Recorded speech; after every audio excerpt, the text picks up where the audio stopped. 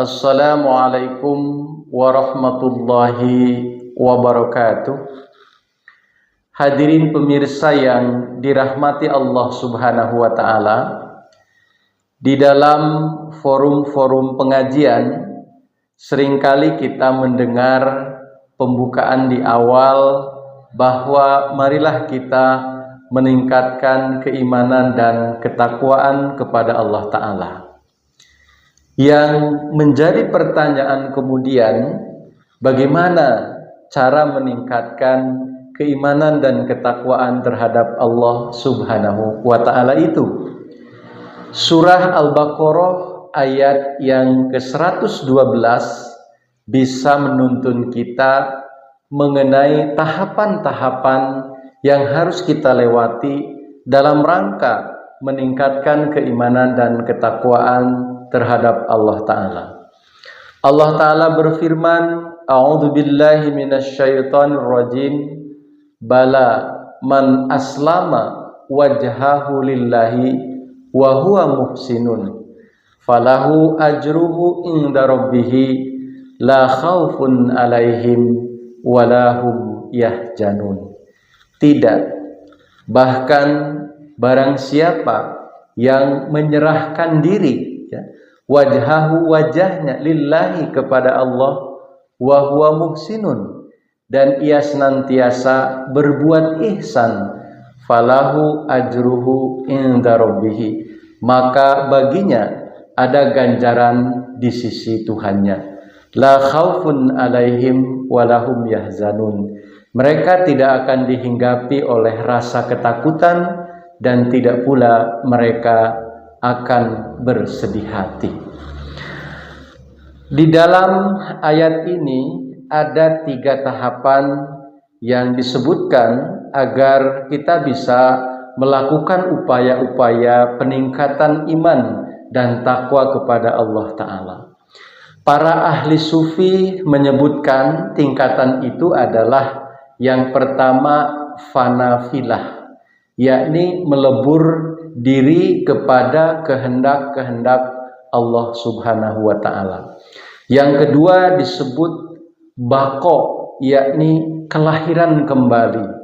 Dan yang ketiga disebut dengan tingkatan liqo, tingkatan yang paling tinggi, yakni perjumpaan dengan Allah Subhanahu wa Ta'ala. Karakter apa saja yang harus dimiliki ketika fanafilah, ketika baqo, dan ketika liqo? Ayat yang tadi saya bacakan menjelaskan untuk itu. Misalnya pada tingkatan yang pertama yang disebut fanafilah, Allah Ta'ala berfirman, man aslama wajhahu lillahi, barang siapa yang menyerahkan wajhahu, wajahnya, lillahi, hanya kepada Allah. Di sini artinya ketika pada tingkatan fanafilah yang ada adalah penyerahan diri. Kata-kata wajhahu itu bisa berarti motif, bisa berarti tindakan dan tujuan. Ketika seseorang beramal, maka sangat ditentukan oleh motif, oleh cara, ragam, dan tindakan.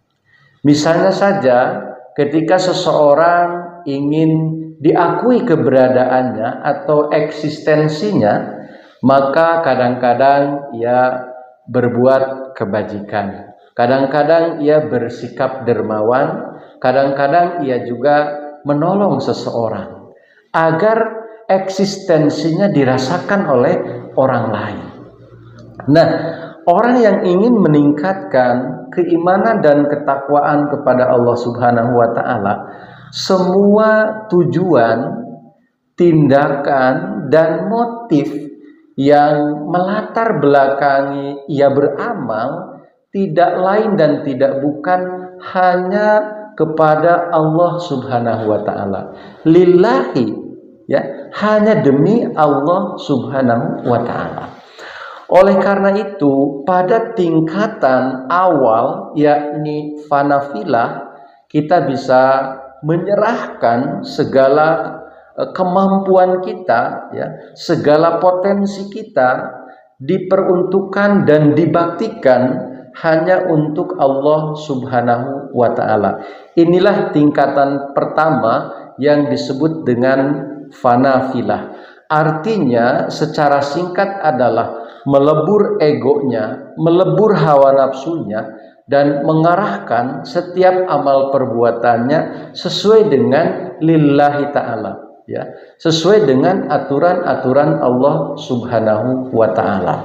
Nah, hadirin yang dimuliakan Allah Subhanahu wa Ta'ala, kemudian tingkatan yang kedua adalah bako. Pada tingkatan yang pertama, ia sudah tidak lagi memiliki ego untuk kebesaran dirinya. Ia menyerahkan leher ketaatannya di hadapan peraturan-peraturan Allah Subhanahu wa Ta'ala. Jadi bisa dikatakan pada tingkatan fanafilah, ia telah menjemput kematian secara ego pribadinya.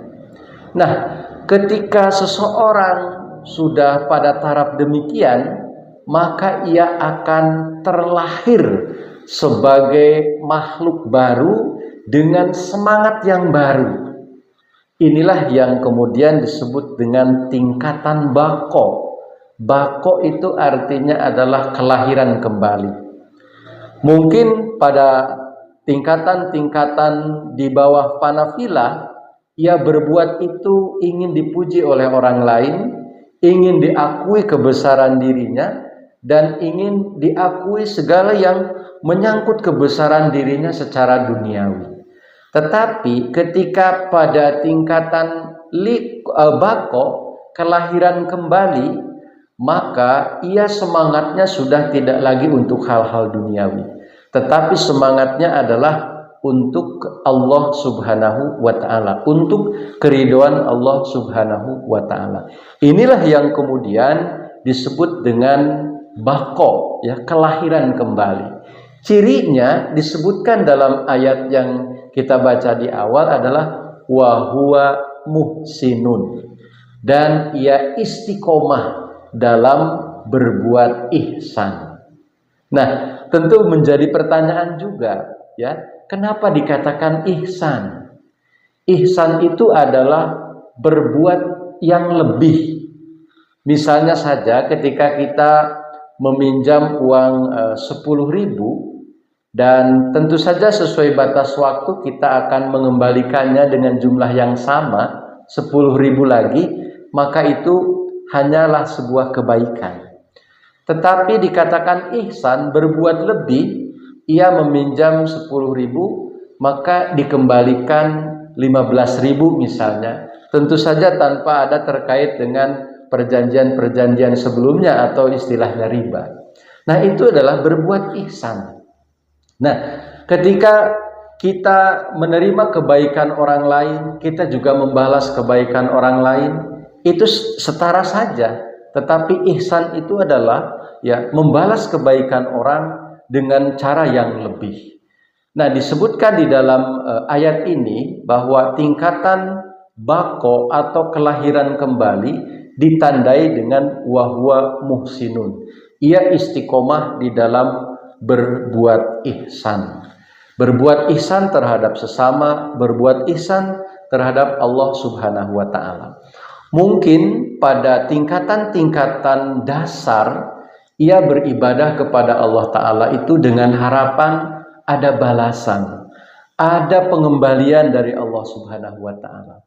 Akan tetapi ketika pada tingkatan wahwa muhsinun, ia senantiasa berbuat kebajikan, ini semata-mata diperuntukkan, tujuannya adalah untuk Allah Subhanahu wa Ta'ala.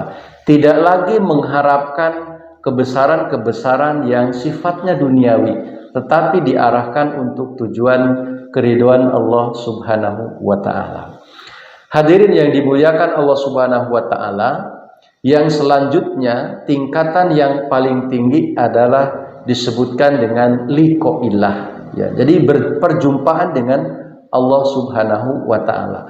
Dalam ayat ini ya, kalimat yang mengarah ke situ adalah falahu ajruhu inda rabbih. Maka baginya ada ganjaran di sisi Tuhannya. Ya. Bahkan bagi orang-orang yang sudah mencapai tingkatan baqo, ya, kekal dalam berbuat kebajikan, kekal dalam berbuat ihsan, maka seakan-akan pada tingkatan liqaillah ini Allah sendiri yang menjadi pahalanya. Di dalam ayat yang lain makanya disebutkan untuk mereka yang sudah mencapai kepada taraf liqaillah, disebutkan ya ayyuhan nafsul mutmainnah, wahai jiwa-jiwa yang tenang, irji'i ila rabbiki, kembalilah kepada Tuhan engkau, ya. Irji'i ila rabbiki radiyatan mardiyah. Jadi kembalilah kepada Tuhan.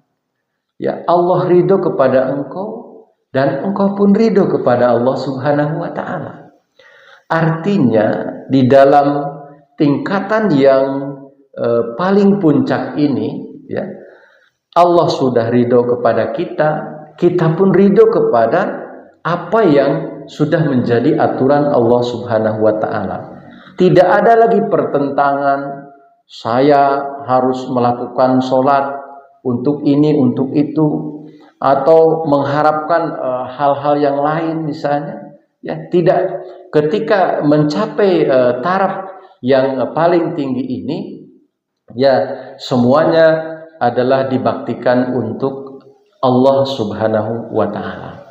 Hadirin yang dimuliakan Allah Subhanahu wa taala, inilah 3 tingkatan yang harus dilalui agar kita bisa dikatakan mampu meningkatkan keimanan dan ketakwaan kita kepada Allah Subhanahu wa taala, fanafilah, baqailah, dan liqailah. Ketika panafilah, kita menyerahkan diri kepada segala peraturan Allah Subhanahu wa taala, menyerahkan leher ketaatan kita hanya kepada Allah taala. Dan pada tingkatan baqo, cirinya adalah kita istiqomah di dalam berbuat kebajikan. Dan pada tingkatan liqailah, kita menjadi jiwa-jiwa yang tenang, jiwa-jiwa yang sudah betul-betul diurapi oleh sifat-sifat Allah Subhanahu wa taala. Tertawanya, marahnya, diamnya itu sudah sesuai dengan kehendak Allah Subhanahu wa taala. Hadirin yang dimuliakan, inilah yang bisa saya sampaikan. Mudah-mudahan kita mampu, ya, meningkatkan keimanan dan ketakwaan kita di jalan yang benar sesuai dengan tuntunan Allah Subhanahu wa taala. Amin ya rabbal alamin. Wassalamualaikum warahmatullahi wabarakatuh.